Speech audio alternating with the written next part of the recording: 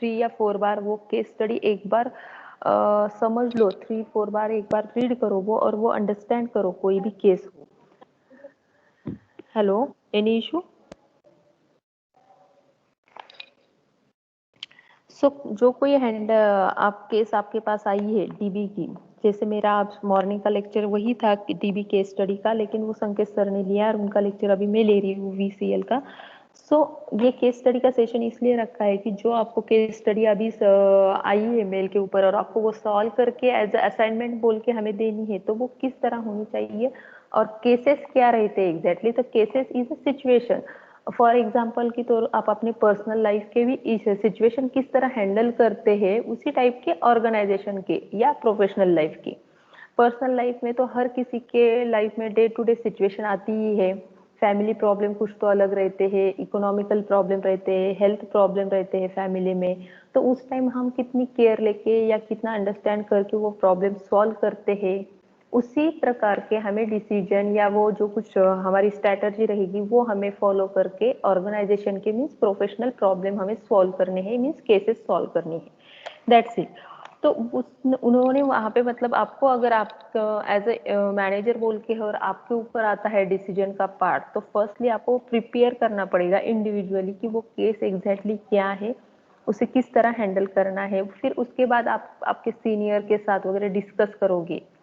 अगर मैं एग्जांपल मतलब आपके ऑर्गेनाइजेशन का दे रही हूँ डायरेक्टली, जब आप ऑर्गेनाइजेशन में जाते हो तो फिर वो जो कुछ सीनियर पर्सन रहेंगे या जो कुछ आपके टीम मेंबर रहेंगे, फिर वो डिस्कस करके उससे क्या वे आउट निकालने वाला है जिससे वो employ as well as owner को कुछ लॉस या कुछ मतलब तकलीफ नहीं होने वाली है। तो इस तरह से हमें वे आउट निकालना होगा। तो उसके बाद आता है नेक्स्ट कि आपको each of these method is somewhat different and will require some variation in your approach. To help provide you with some structure, following are the steps to be addressed as you work on a case. आपको मतलब इस तरह से भी follow कर सकते हैं, ये स्टेप उन्होंने बताए है। डिफाइन अ प्रॉब्लम, मतलब आप केस स्टडी एक बार प्रिपेयर रीड करो, उसके बाद define the problem, exactly problem क्या है वो डिफाइन करो। Short relevant from irrelevant information, उससे क्या इंफॉर्मेशन आपको शॉर्ट करनी है वो पॉइंट निकालना पड़ेगा। Separate fact from opinion. Next आता है 4 interpret and analyse information. 5th आता है come to the reason decision and course of action. And last 6 आता है communicate your thoughts clearly to other during class discussion. So इस तरह की step है कि आपको अगर आपका ऑफलाइन जब लेक्चर था, मतलब ऑफलाइन अगर आपका कॉलेज होता तो हम आपके ग्रुप बना देते थे केस स्टडी सॉल्व करने के लिए, बट अनफॉर्चुनेटली आपको इंडिविजुअल, तो ये चीज़ समझ लो इंडिविजुअल है तो भी वो अच्छा है, क्योंकि आपको खुद से हैंडल करवाना अभी से प्रिपरेशन मिल रहा है, अभी से मिल रहा है। पहले हम क्या करते हैं, फर्स्ट सेमिस्टर में बच्चों को ग्रुप से डिवाइडेड करते हैं, मतलब मैं तो मेरे सब्जेक्ट में पहले ग्रुप से डिस्कस करने को केस स्टडी देती हूँ, कुछ तो सिचुएशन देती हूँ और यहाँ पे एक्टिविटी लेती हूँ क्लास में।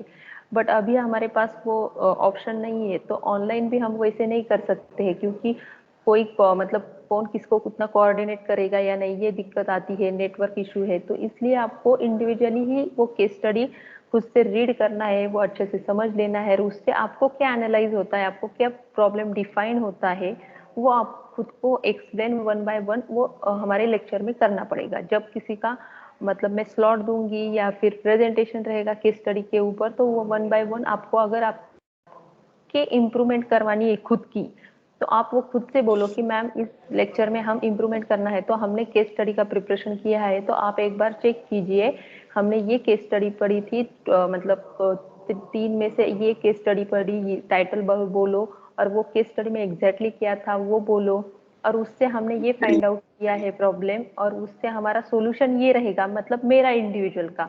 उसके लिए आपको किसी की ओपिनियन की जरूरत नहीं, ताकि मतलब मेरी भी कि मैम आपका जो डिसीजन होगा वही मेरा केस स्टडी में डिसीजन होगा, ऐसी भी कुछ जरूरत नहीं। हर एक किसी के डिसीजन अलग होंगे, ओपिनियन अलग होंगे, लेकिन प्रॉब्लम तो सिमिलर होगा, क्योंकि केस स्टडी के अंदर तो सिमिलर ही प्रॉब्लम होगा। डिसीजन अलग अलग तरह के हो सकते हैं, उसके ऊपर सोल्यूशन मतलब अलग अलग, मतलब एकदम ही अलग नहीं, सिमिलर ही हो गए एक दूसरे के साथ, लेकिन थोड़े अलग स्ट्रेटजी यूज करके कोई वो सॉल्व कर सकता है। सो वो आपको इम्प्रूवमेंट करनी होगी अगर आपकी स्किल, तो वो आपको खुद से वो इंडिविजुअल केस स्टडी हैंडल करना पड़ेगा। हाँ आकाश, कोई प्रॉब्लम है? नहीं मैडम, सॉरी। ओके। और किसी को कोई प्रॉब्लम है क्या? किसी की बार बार बीच में आवाज आ रही है, किसी का माइक म्यूट अनम्यूट बार बार हो रहा है। Okay, so next small group presentation for class. For our prior to class, you should informally discuss your presentation of each case with some of your classmates. Many students find such study group session to be the most rewarding part of case method learning. A good group session is a sharing experience in which you discover idea you have missed or to which you did not given enough weight. Your colleagues will also benefit from your inputs. Like many generation of business students, you will probably find case study a very rewarding way to learn.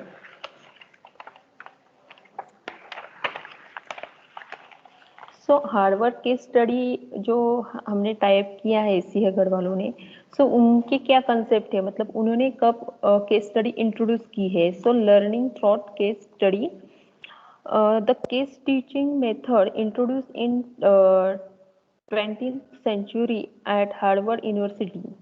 Now today it become a favorite teaching method of most of the leading business school like IIM.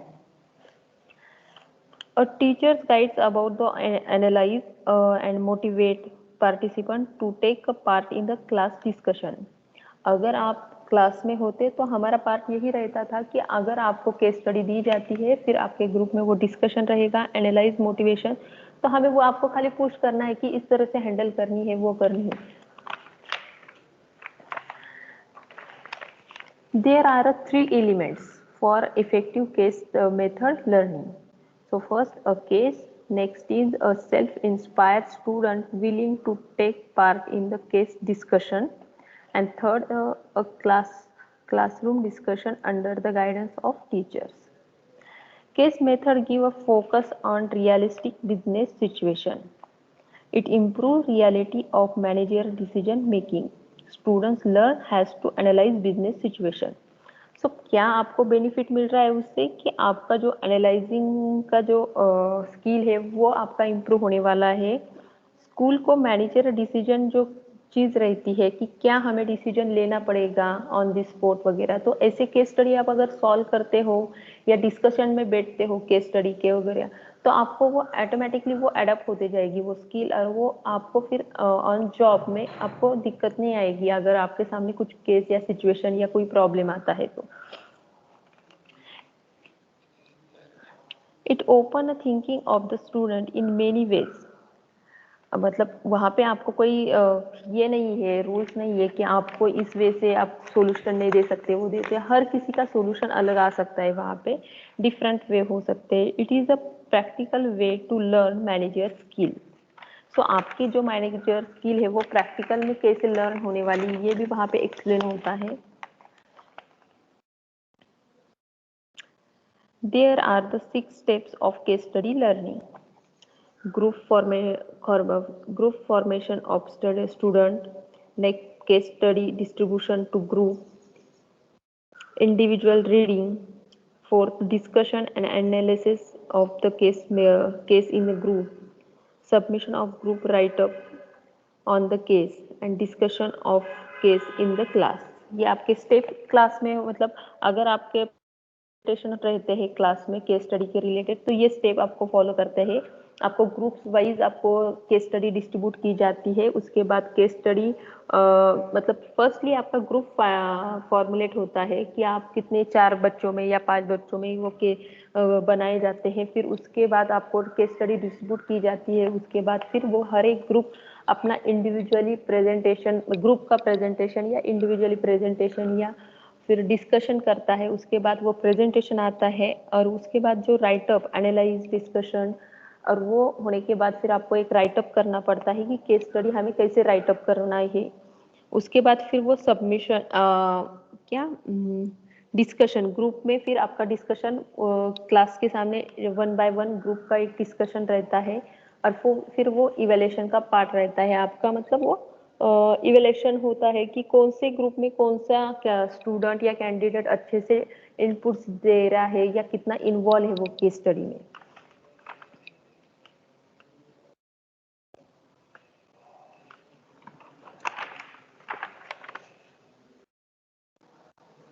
There are the 4 major elements of the case study learning. So first आता है problem solving ability, analytical ability, capping the with the ambiguities, decision making in the complex situation। ये सारे major elements है case study के अंदर।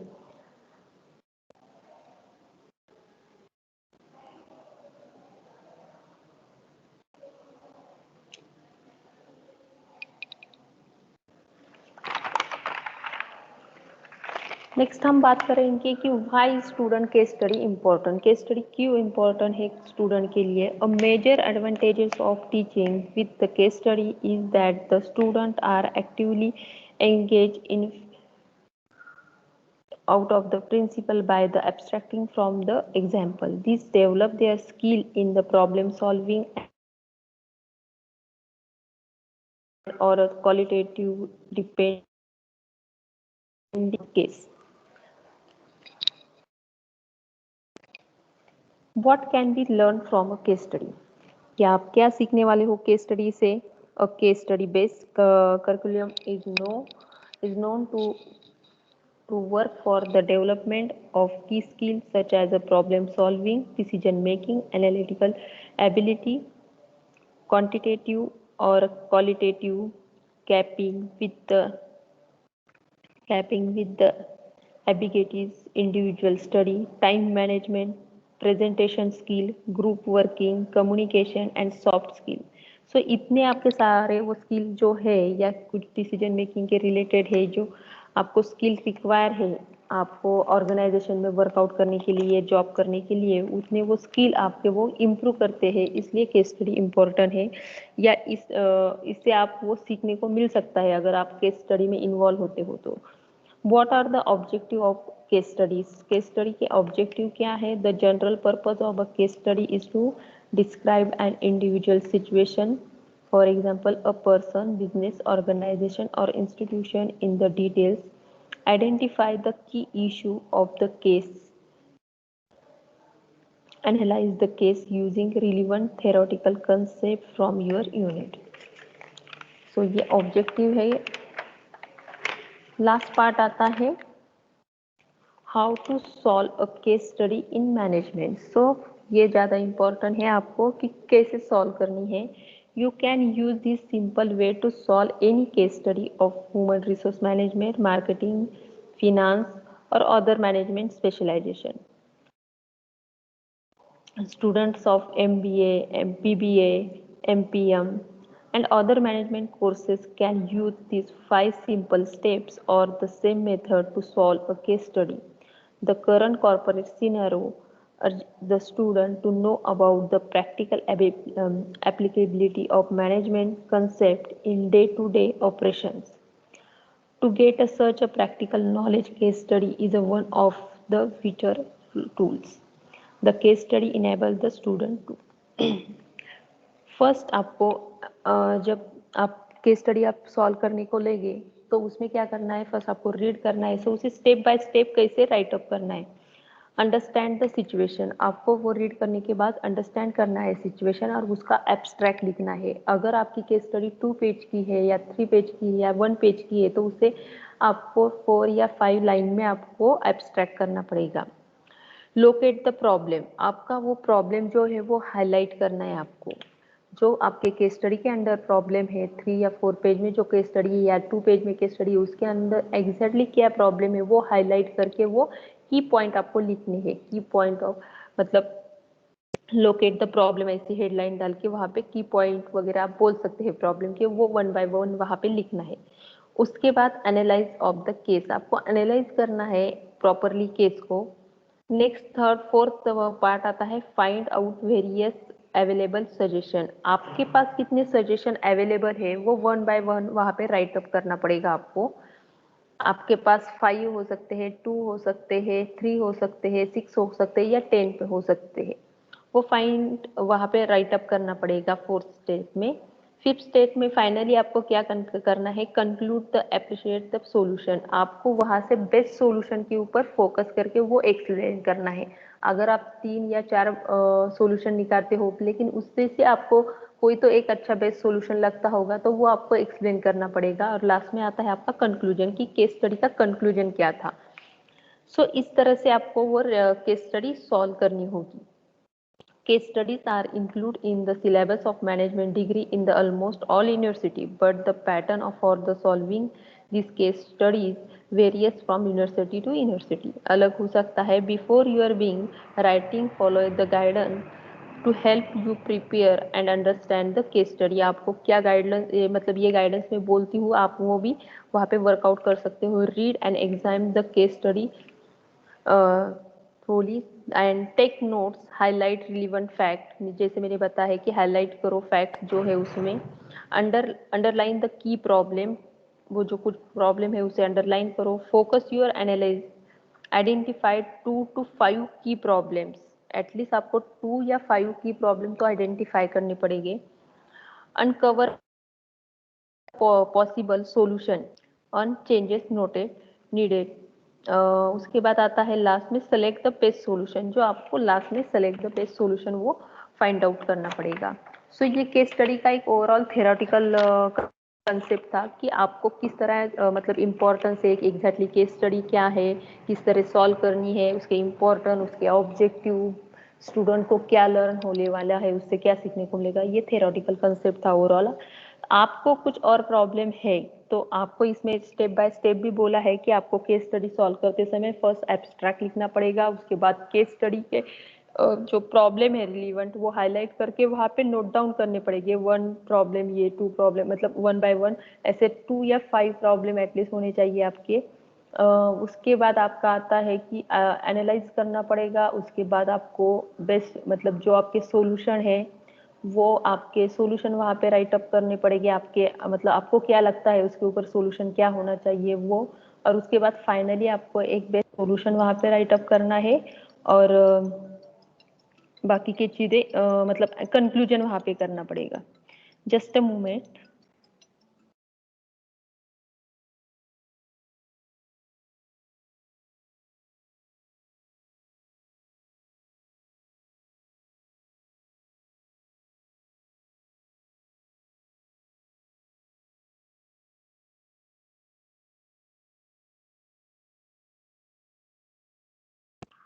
सो ये overall आपको case study का रिलेटेड सेशन था। सो आपको एनी क्वेरीज, एनी प्रॉब्लम है तो please ask me and tell me और एग्जैक्टली आपको क्या होना चाहिए और मतलब क्लियरिटी क्या होनी चाहिए प्रॉब्लम सॉल्व करने में या केस स्टडी सॉल्व करने में।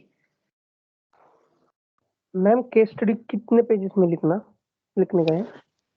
आपकी केस स्टडी कितने पेजेस की है?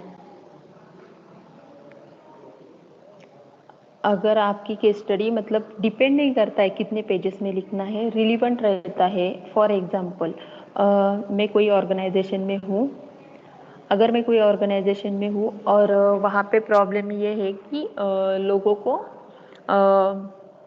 अब्सेंटिज्म का इशू है कोई ऑर्गेनाइजेशन में। तो अगर अब्सेंटिज्म ज़्यादा बढ़ रहा है और कोई फेस्टिवल है और उस टाइम भी अब्सेंटिज्म बढ़ रहा है तो मुझे समझ नहीं आ रहा है कि मैं मेरा प्रोडक्शन कैसे ज़्यादा मतलब जो क्वांटिटी है वो कैसे बढ़ाऊँ। मुझे तो ऑफर मतलब क्या डिमांड आ रही है मार्केट से कि मेरे प्रोडक्ट ज़्यादा होने चाहिए, बट मेरे एम्प्लॉय ही नहीं वर्क पे आ रहे हैं। और उस सिचुएशन में ओनर क्या करेगा? तो ऐसी केस स्टडी है, ओनर के पास है या एचआर के पास है या प्रोडक्शन हेड के पास है।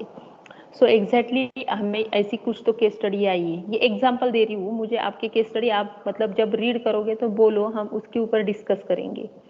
सो ऐसा कुछ प्रॉब्लम आता है तो उस टाइम हमें क्या करना पड़ेगा कि मैं फर्स्टली वो फाइंड आउट करूँगी कि वहाँ पे अब्सेंटिज्म क्यों है। सो मेरे को फर्स्टली वो पता चला है कि वहाँ पे एब्सेंटिज्म है, ये मेरा फर्स्ट प्रॉब्लम आएगा। और एब्स्ट्रैक्ट में ये लिखूंगी मैं कि XYZ कंपनी है और वहाँ पे एब्सेंटिज्म का इशू शुरू है और वो मुझे सॉर्ट आउट करना है। डे टू डे एब्सेंटिज्म का रेशो बढ़ रहा है, वहाँ की एम्प्लॉई अनसेटिस्फाई है वहाँ के वर्क प्लेस के रिलेटेड। ऐसा कुछ तो मैंने शॉर्ट के एब्स्ट्रैक्ट लिया है पूरा रीड करने के बाद, सिचुएशन वो रीड करने के बाद। ऐसा शॉर्टली मेरे को वो एब्स्ट्रैक्ट लिखना पड़ेगा। मतलब आपकी 1 पेज की या 2 पेज की केस स्टडी है तो आपको उसका शॉर्ट में हाफ पेज में एब्स्ट्रैक्ट लिखना पड़ेगा। हाफ मीन्स 7-8 लाइन में। आपके असाइनमेंट की जो लाइन रहती है ना पेज के असर, वहाँ पे 7-8 लाइन में आपको एब्स्ट्रैक्ट मतलब शॉर्टली आपको वहाँ पे एक्सप्लेन करना है कि एग्जैक्टली मतलब 2 पेजेस की केस स्टडी वहाँ पे लिख नहीं सकते हम, तो उसे शॉर्टली आपके लैंग्वेज में मतलब आपको क्या समझ में आया वो केस स्टडी मतलब पढ़ने के बाद, तो वो शॉर्टली वहाँ लिखने के बाद उसके नीचे का पॉइंट मेरा आएगा नेक्स्ट कि वहाँ पे की पॉइंट क्या है एग्जैक्टली प्रॉब्लम की की पॉइंट वो हाईलाइट करके मैं वहाँ पे लिखूंगी। तो मेरा फर्स्ट प्रॉब्लम क्या है कि एब्सेंटिज्म। सेकंड पॉइंट क्या आएगा कि वर्कर नॉट सेटिस्फाइड, ये पॉइंट आएगा कि फिर वहाँ उसके बाद आएगा कि वर्क इन्वायरमेंट प्रॉब्लम, मतलब ऑर्गेनाइजेशन इन्वायरमेंट प्रॉब्लम बोल सकते हैं, वर्क इन्वायरमेंट प्रॉब्लम बोल सकते हैं, या ऐसे नंबर बाय नंबर फिर आ सकते हैं प्रॉब्लम। फिर ये प्रॉब्लम हाईलाइट होने के बाद मैं एनालाइज करूंगी वहाँ पे एग्जैक्टली प्रोडक्शन मैनेजर जो है उसका बिहेवियर कैसा है या फिर ओनर का बिहेवियर कैसा है, वो प्रॉपरली एम्प्लॉय को सैलरी पेड कर रहा है या नहीं कर रहा है। उसके बाद उसका वर्किंग आवर्स क्या है।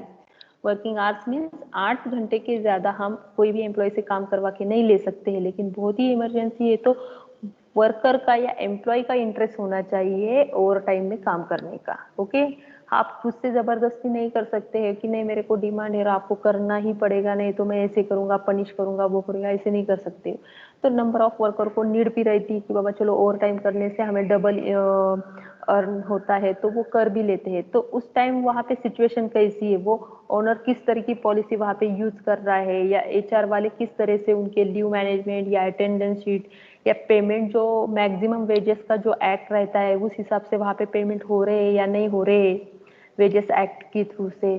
तो ये सारी चीजें वहाँ पे मेरे को एनालाइज करना है कि वो सिचुएशन में क्या है। फिर वो एनालाइज होने के बाद मेरा सॉल्यूशन रहेगा कि एक तो फर्स्टली वहाँ का वर्क इन्वायरमेंट अच्छा कीजिए, वहाँ का टाइम मैनेजमेंट जो है एग्जैक्टली वर्किंग आवर्स अगर अच्छे नहीं है या वर्कर से ज़्यादा काम करवा के ले रहे हैं तो वहाँ से टाइम कम करवा लो, या फिर वर्कर को अगर ज़्यादा प्रेशर दे रहे हैं वर्क का तो वो कम होना चाहिए वहाँ पे मैनेजमेंट के मतलब जो मैनेजमेंट वाले हैं उनके थ्रू वो कम होना चाहिए। वर्कर को उनका वेजेस जो है वो टाइमली और जो उनको एक्ट थ्रू दिया गया है बाय एक्ट दिया है वहां से उनको उतना ही मिलना चाहिए, ना कि कम या ज्यादा। मतलब जो एक्ट थ्रू दिया है जो सीनी स्किल एम्प्लॉय को देना पड़ता है उस बेस से हम उनको दे रहे हैं या नहीं, वो फाइंड आउट होने के बाद मैं वो सोल्यूशन डालूंगी कि उनको उनका वेजेस मिलना चाहिए प्रॉपरली। उसके बाद उनको हॉलीडे जो है वो मिल रहे हैं या नहीं ये मैं देख के वहाँ पे वो सोल्यूशन डालूंगी।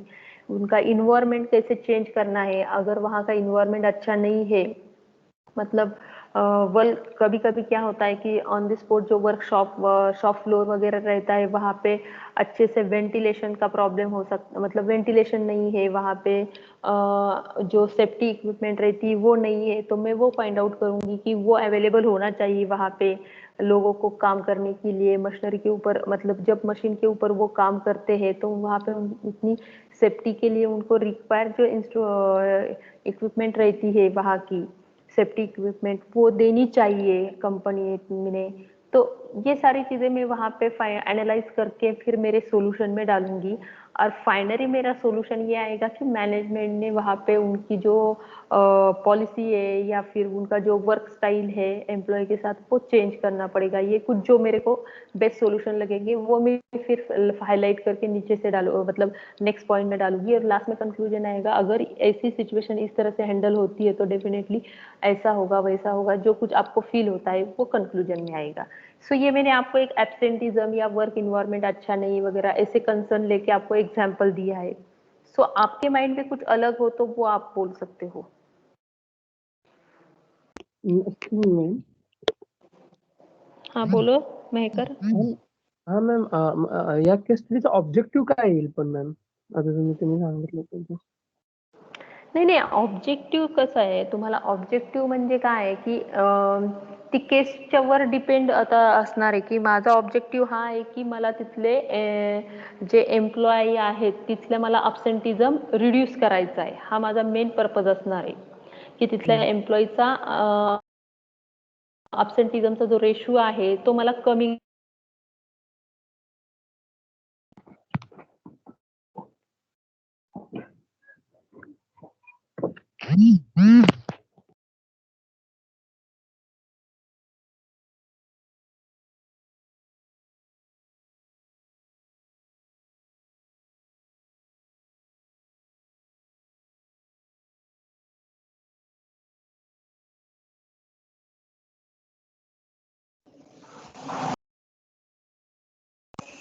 Hello Mehkar, are you hear me?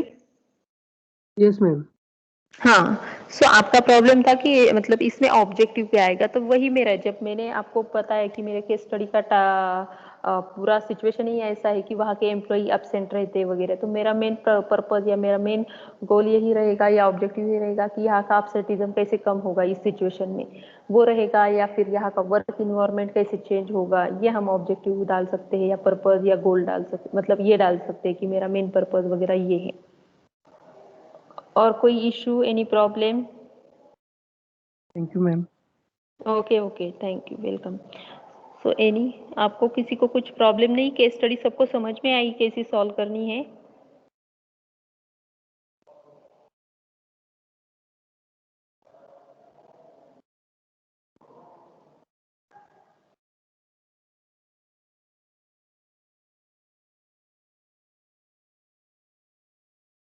Hello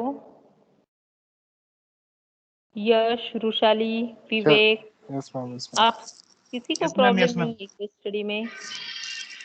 नहीं मैम नहीं। प्रतीक नहीं है? ओके, तो आप साइड, आपके साइड से बोलो मेरे को कुछ तो केस स्टडी ऐसी कि मेरे को भी समझ में आई, आप किस तरह से हैंडल करोगे, कोई सिचुएशन बोलो, ऑन दिस टाइम बोलो, जो कोई अगर एक्सपर्ट है आपके अभी, कि आप भी मेरे को, जैसे मैंने अभी इमेजिन किया कि एब्सेंटिज्म का केस स्टडी बोलना है मेरे को, तो अभी आप ऐसा कुछ तो सिचुएशन बोलो और उसके ऊपर दो एक दो सॉल्यूशन बोलो, मतलब मुझे ज़्यादा नहीं बोलना है लेकिन थोड़ी सी मुझे एक्सप्लेन करो कैसे आप सॉल्व करोगे, कोई भी एक हो, कोई भी कर सकता है आप में से, ऐसा कोई है? आप बिजनेस के रिलेटेड बोलो, खुद के बिजनेस के रिलेटेड बोलो, जॉब के रिलेटेड बोलो, या पर्सनल इशू के रिलेटेड, मतलब आपके फैमिली में या आपके फ्रेंड्स में कुछ प्रॉब्लम चल रहा है तो आपके किस तरह हैंडल करते हो?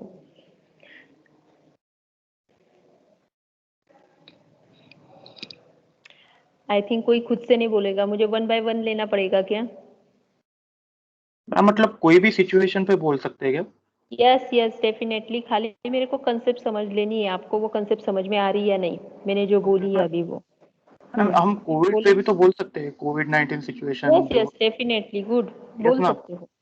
इजीली बोल सकते हो उस पे कि आप मतलब कोविड की सिचुएशन में ये बोल सकते हैं कि गवर्नमेंट किस तरह से हमें इंस्ट्रक्शन दे रहे हैं, पब्लिक किस तरह से हैंडल कर रही, ये सिचुएशन है, कोविड की केस बढ़ रही, इसलिए तो उन्होंने लॉकडाउन या वो कुछ जो यस एक्ट यस मैम। के थ्रू से वो लागू किए पब्लिक के लिए, मतलब क्या ये अभी लॉकडाउन शुरू होने वाला है, नहीं होने वाला है, ये जो कुछ न्यूज़ आ रही है तो वो किसके यस बेस पे आ रही है कि हमारे पेशेंट बढ़ रहे हैं और उसे कंट्रोल करने के लिए गवर्नमेंट क्या एक्शन ले रहे हैं, तो ये एक्शन प्लान है उनका, या वो एक्शन ले रहे हैं, इस एक्शन को हम सोल्यूशन भी बोल सकते हैं, उनके वो प्रॉब्लम सोल्यूशन के लिए उन्होंने वो की पॉइंट डाले कि हमारा ये प्रॉब्लम है एग्जैक्टली कि कोविड में पेशेंट बढ़ रहे हैं, ये हमारा मेन प्रॉब्लम है, तो पेशेंट क्यों बढ़ रहे हैं, एक तो हम सब अलाउ कर रहे हैं, लोग इजीली वहाँ कहीं भी हाँ वेंडर कर रहे हैं, घूम रहे हैं, इसलिए पेशेंट बढ़ रहे हैं, ये तो हमारे प्रॉब्लम क्या क्या होते हैं वहाँ पे की पॉइंट, पेशेंट बढ़ रहे हैं, इंक्रीज हो रहे हैं, उसके बाद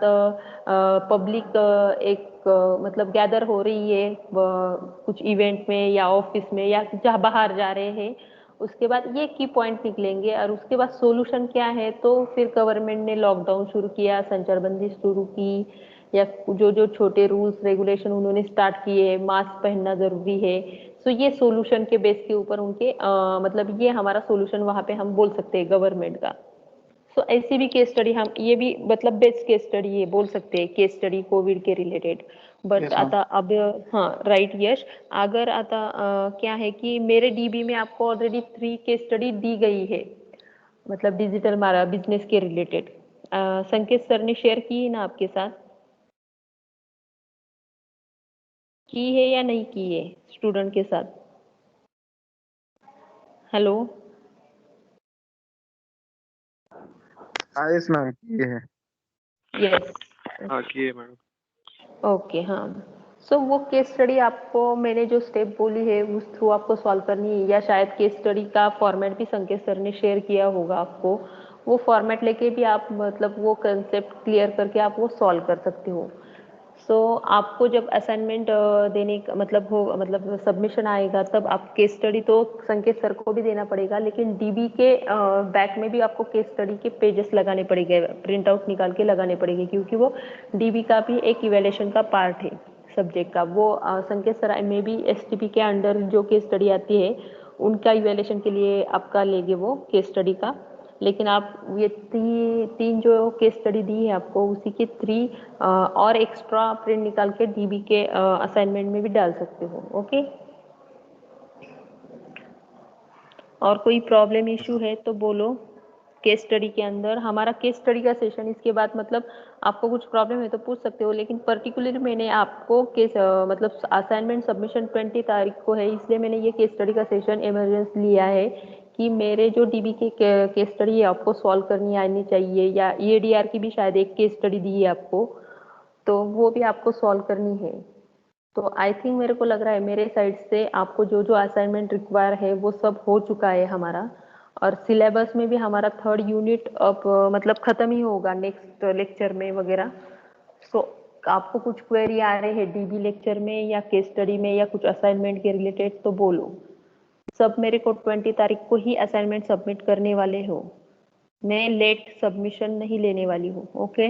आपको स्कैन करके पर्टिकुलर आपका अरे सबसे मोस्ट इम्पॉर्टेंट आप कभी भी मेल करते हो तो सबसे सब्जेक्ट में आपका नाम डालो क्या किस रिगार्डिंग आप ये मेल कर रहे हैं वो डालो पर्टिकुलर मतलब ऐसे ब्लैंकली मत भेजो. क्या होता है हमें फाइंड आउट करना बहुत दिक्कत होता है. आप जब ऐसे ब्लैंकली मेल करते हो तो हमें फाइंड आउट करना प्रॉब्लम हो जाता है. किसी के पूरा नाम नहीं रहता है मेल में शॉर्ट में नाम रहता है फिर वो फाइंड आउट हमारे ऑफिशियल भी मेल ज़्यादा रहते हैं तो हमें फाइंड आउट करना डिफिकल्ट होता है. सो पर्टिकुलर जो मेल करने का कंसेप्ट रहता है वो समझ लो. आपका इनबॉक्स में आप मतलब जब ड्राफ्टिंग करते हो तो आपको ड्राफ्ट होने के बाद ऊपर सब्जेक्ट बोल के ऐसा स्पेसिफिक आता है वहाँ पे आप सब्जेक्ट मीन्स क्या डालना है कि आप क्या अटैचमेंट करके भेज रहे हो. असाइनमेंट कर रहे हो तो डिजिटल बिजनेस असाइनमेंट सबमिशन आपका जो नाम होगा मतलब यश है कुणाल है गोपाल है वो नाम डालो वहाँ पे. उसके बाद ईएडीआर का होगा तो सेम वैसे डालो. अगर आप किसी मेंटर मेंटी का फॉर्म भेज रहे हो मेरे को तो वो आप वहाँ पे मेंशन करो कि ये मतलब कैसे धनश्री का मेंटर मेंटी फॉर्म है ऐश्वर्या का मेंटर मेंटी फॉर्म है मानसी का मेंटर मेंटी फॉर्म है. ऐसे पर्टिकुलर डाल के भेजो मेल में. ओके. और कोई issue problem case study regarding कुछ प्रॉब्लम डीबी के रिगार्डिंग कोई प्रॉब्लम है आपको.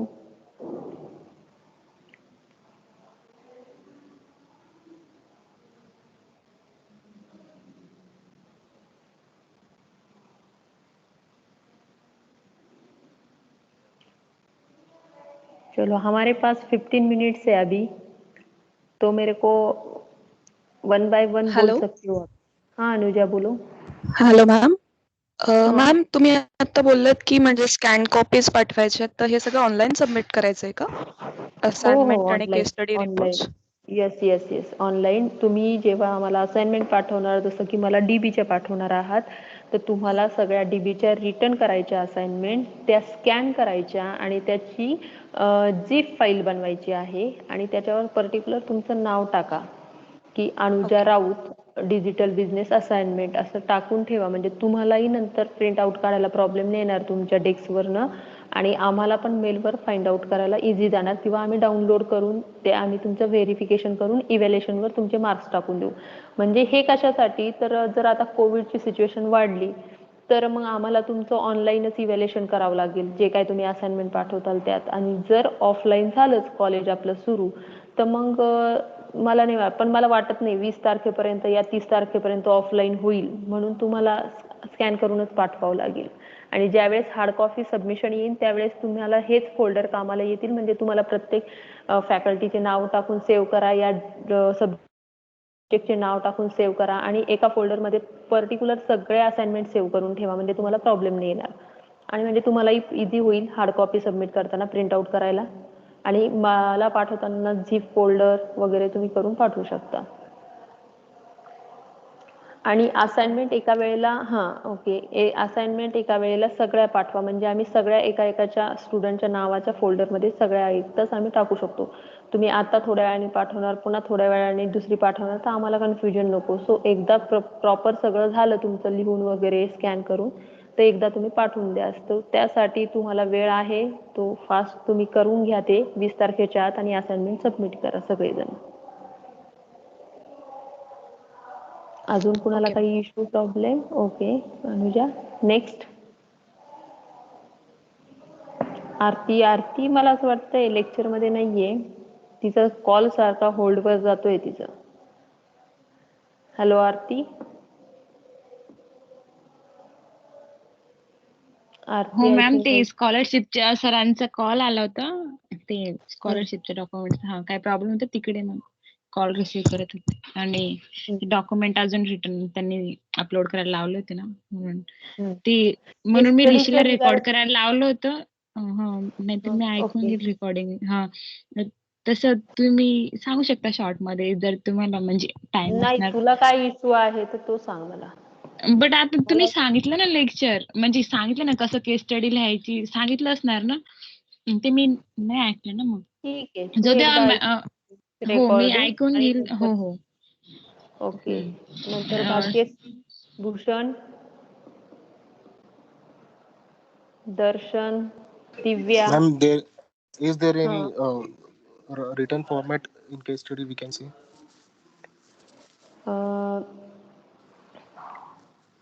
हा प्रतीक. Yes, प्रतीक ma'am. बोल एकदा, तुझा आवाज ब्रेक होतोय, बोल.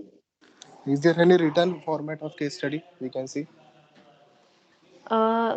तुला आता मला दाखवता येईल काही, मी मोबाईलवर घेतली लेक्चर तर मला दाखवता नाही येणार. Okay, पण ma'am. मला असं वाटतंय की तुला आय थिंक तुम्हाला शेअर केलाय ना संकेत सरांनी format. I don't know, ma'am. I didn't see it. तुम्ही येस केलंय. केलेला आहे, आमचं ऑलरेडी डिस्कशन झालंय त्याच्यावर. तुम्ही एकदा तो फॉर्मॅट करा चेक, आणि फक्त स्टेप मी तुम्हाला सांगितल्या त्याच्या अकॉर्डिंग आहे, आणि त्या स्टेप बाय स्टेप तुम्ही सॉल्व्ह करायला सुरुवात घ्या करायला आज उद्या, म्हणजे तुम्हाला नेक्स्ट लेक्चर मध्ये त्याच्या क्वेरीज विचारता येतील. जोपर्यंत Yes, तुम्ही ma'am. सॉल्व्ह Yes, करायला ma'am. घेत नाही तोपर्यंत तुम्हाला क्वेरीज नाही कळणार त्याच्या. Okay. So next who is? Yes, ma'am. Yes. Okay, Prateek, Prasheel, Nivedita, Nilesh, Manjushri, Kunal, Rishikesh, Gopal, Ganesh सगळे झोपलेत काय लेक्चर मध्ये? नाही मिस नाही, आहे आम्ही. नाही मॅम, आहे. नाही ना, आहे ना, जागी आहेत म्हणजे बोला ना. तुम्हाला कळतंय की नाही कळतंय, मला कसं कळणार रे? मॅम डिस्कशन सगळे तुमचं ऑलरेडी प्रॉब्लेम माहिती. सॉल्व्ह झाले. ओके, हां, तुमचे प्रॉब्लेम सेम आहेत, पण कसं आहे केव्हाही फॅकल्टी जेव्हा वेळ देते तुम्हाला 10-15 मिनिटं त्यावेळेस तुम्ही ओपन अप व्हायला पाहिजे. नाहीतर कसं आहे ऑलरेडी तुमचे ऑनलाईन लेक्चर चालू आहे त्याच्यामध्येही तुम्हाला मग फार प्रॉब्लेम या कन्सेप्ट क्लिअर नसतात. ॲटलिस्ट तुम्ही ऑनलाईनमध्ये असं डिस्कशनला वेळ दिला जातो त्यावेळेस तुमचे डाऊट्स क्लिअर करायला पाहिजे, त्या सब्जेक्ट रिलेटेड या अदर काय असेल वाटत असेल तुम्हाला. नाहीतर मग काय होतं नंतर तुम्ही आता तुमची एक्झाम येणार पुढच्या महिन्यात वगैरे, पुन्हा त्यावेळेस तुम्हाला ते सगळं बर्डन येऊन जातं आणि एकदा सगळे डाऊट्स क्लिअर नाही होत. आणि जोपर्यंत तुम्ही कोणती गोष्ट हातात करायला घेणार नाही ना असाइनमेंटची कोणत्याही सब्जेक्टची, तोपर्यंत तुम्हाला ते डाऊट्स पण माहिती पडणार नाही. सो तुम्ही आता रेडी व्हा ते करण्यासाठी सगळ्यांच्या असाइनमेंट या काही सब्जेक्टच्या रिलेटेड जे काही प्रिपरेशन वगैरे असेल कोणी सांगितलेलं नसेल वगैरे, प्रेझेंटेशन या रिपोर्ट बनवायला, म्हणजे तुमचे डाऊट्स तरी ॲटलिस्ट तुम्हाला फाइंड आउट होतील. हां, नंबर 3 असाइनमेंट मध्ये तुम्ही सांगितलं होतं prepare presentation on any topic of your choice as per syllabus. त्यामध्ये काय करायचं आहे नेमकं? कोणत्या सब्जेक्टचं बोलतोय तुम्हाला, डीबी की EADR? DB madam. डीबी मध्ये सांगितलंय की काय सांगितलंय मी तुला? प्रिपेअर एनी रिपोर्ट बनवायचं सांगितलंय का? हा, any on topic of your choice as per the presentation. Presentation म्हणजे जो काही सिलेबस आहे आपला डीबीचा 5 युनिटचा, 5 युनिट हा. आहेत डिजिटल बिझनेस मध्ये, त्यापैकी तुला कोणतं युनिट सोपं वाटतंय, या युनिट मध्ये एखादी कॉन्सेप्ट कोणती सोपी वाटतीये? जसं की मोबाईल पेमेंट तुला सोपं वाटतं एक्सप्लेन करायला, नाहीतर तुला डिजिटल बिझनेस सोपं वाटतंय, तुला डिजिटल मार्केटिंग सोपं वाटतंय, या सप्लाय चेंज हा कन्सेप्ट सोपा वाटतो एक्सप्लेन करायला, असे कन्सेप्ट घ्यायचे आणि त्याच्यावर तुम्ही प्रेझेंटेशन म्हणजे पॉवर पॉईंट प्रेझेंटेशन रेडी करायचंय 10-15 स्लाइडचं, मिनिमम 15 स्लाइड पाहिजे, त्याच्यावर झालं तरी चालेल, पण मला वाटत नाही तुमच्याकडनं होईल. म्हणजे तुम्ही किती एक्सप्लेन करशाल, तर 15 स्लाइड तरी तुम्ही कराव्या, की तर त्यात फर्स्ट स्लाइड तुमची नावाची इंट्रोडक्शनची असणार, तुमचं जे टायटल असणार ते, आणि सगळ्यात शेवटची तर थँक्यूची असणार. त्याच्यामुळे 2 स्लाइड तर गेल्या, बाकीच्या 13 उरल्या. त्या 13 मध्ये तुम्ही एक्सप्लेन करणार की तुम्ही जो कंटेंट घेतलाय सप्लाय चेंज किंवा डिजिटल पेमेंट या फिर ऑनलाईन शॉपिंग, ऑनलाईन परचेसिंग हा कन्सेप्ट घेतलाय, तर तो तुम्हाला त्या 13 स्लाइड्स मध्ये एक्सप्लेन करायचा आहे. मग त्याचे ऑब्जेक्टिव्ह काय आहे, त्याचा पर्पज काय आहे, अशा गोष्टी तुम्हाला एक्सप्लेन करायच्या आहे आणि त्या तुम्हाला प्रेझेंट करावं लागणार आहे. जर आपलं ऑनलाईन प्रेझेंटेशन झालं तर तुम्हाला ऑनलाईन करावं लागेल आणि नंतर ह्या प्रेझेंटेशन झाल्याच्या नंतर तुम्हाला ते हार्ड कॉपी आम्हाला सबमिट करावं लागतं, त्याचे प्रिंट आउट काढून. Okay ma'am, thank you. ओके, हां. नेक्स्ट. Hello ma'am. हां, कोण आहे नेक्स्ट? प्लीज मला नाव मॅडम, सांगा. हां. विवेक. हां, बोल मॅडम, विवेक. तुम्ही केस स्टडीचं एखादं सॅम्पल आम्हाला सेंड करू शकता का मॅडम, रेफरन्ससाठी? कशाचं? केस स्टडीचं मॅम. केस स्टडीचं सॅम्पल जे कोणी सिनियरनी केले असणार कम्प्लीट हो केस मॅडम. स्टडी बॅक इयरला, रेफरन्स त्यांचं रेफर रेफरन्स करा आम्हाला. रेफर करायला काही नाही, पण रेफर ऑलरेडी त्यांचं सबमिट होऊन गेलं युनिव्हर्सिटीच्या मार्क्ससाठी. त्यांनी जी हार्ड कॉपी आम्हाला सबमिट करतात, कारण की तुम्ही येण्याच्या आधी त्यांनी ऑनलाईन आम्हाला सबमिशन नव्हतं ना, तुम्ही येण्याच्या आधी ऑफलाईनच होतं सगळं सुरू, त्यामुळे त्यांनी ऑफलाईन जी फाईल सबमिट केली ती आम्ही तशीच्या तशी युनिव्हर्सिटीला सबमिट केली. तर आमच्या साईडनी एवढंच होतं की आता जसं मी तुम्हाला एक्सप्लेन केली, एक केस स्टडी, एक सिच्युएशन घेऊन ते, आणि तुम्ही राईटअप करायला लागल्यावर तुम्हाला स्वतःच्या ऑन लँग्वेजमध्येच ते लिहावं लागणार आहे. या तुम्ही नेटवर सर्च करू शकतात कसं राईटअप करायचं वगैरे, थोडीशी आयडिया येऊ शकते तुम्हाला. Okay ma'am. आणि मॅम ते तुम्ही म्हणाला की प्रिंट बद्दल की संकेत सरांनी जे पाठवलं त्याचे प्रिंट काढून ठेवा वगैरे काय? संकेत सरांचं नाही रे, ऐक, सगळ्यात मेन कन्सेप्ट डिजिटल बिझनेस हा माझा सब्जेक्ट आहे, बट त्याच्या रिगार्डिंग ज्या असाइनमेंट पाठवल्या आहेत संकेत सरांनी, बऱ्याच 2-3 सब्जेक्टच्या पाठवल्यात ना तुम्हाला असाइनमेंट, डिजिटल बिझनेस आहे, OB आहे, अजून कोणत्या तरी सब्जेक्टच्या पाठवलेल्या आहेत. तर त्या काय सब्जेक्टच्या असं हे केस स्टडी पाठवल्या आहेत ना तुम्हाला, त्या केस स्टडी तुम्ही सॉल्व करा. केस स्टडी तुम्हाला संकेत सरांना पण द्यावा लागणार आहे वेगळ्या, आणि एक असाइनमेंट म्हणून आपल्या डीबीच्या जे असाइनमेंट तुम्ही लावणार आहेत, ज्या मी रिटर्नवाल्या 4 असाइनमेंट दिल्यात तुम्हाला, 2 रिटर्नवाल्या आहेत, एक केस स्टडीची आहे आणि एक प्रेझेंटेशनची आहे, अशा 4 असाइनमेंट आहे डीबीच्या तुम्हाला. तर त्यावेळेस तुम्हाला तिथेही प्रिंट लावावं लागणार आहे त्या डिजिटल बिझनेसच्या केस स्टडीच्या. तर माझ्यासाठी मला तरी लागणार आहे जेव्हा तुम्ही हार्ड कॉपी सबमिट करशाल त्यावेळेस, आणि संकेत सरांना त्यांच्या STPच्या अंडर त्या केस स्टडी पुन्हा लागणार आहे. म्हणजे तुम्हाला 2 प्रिंट आउट काढावं लागणार आहे, एक माझ्या असाइनमेंटसाठी आणि एक त्यांना देण्यासाठी. काही डाऊट वाटतोय का अजून तुम्हाला? हॅलो विवेक, तुझा डाऊट क्लिअर आहे की का अजून काही वाटतंय म्हणजे तुला?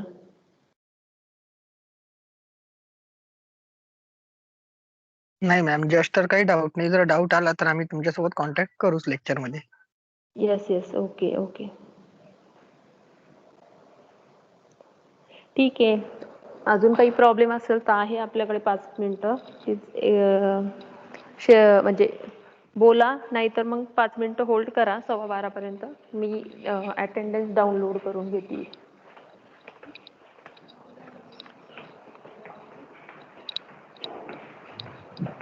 तुमचं हो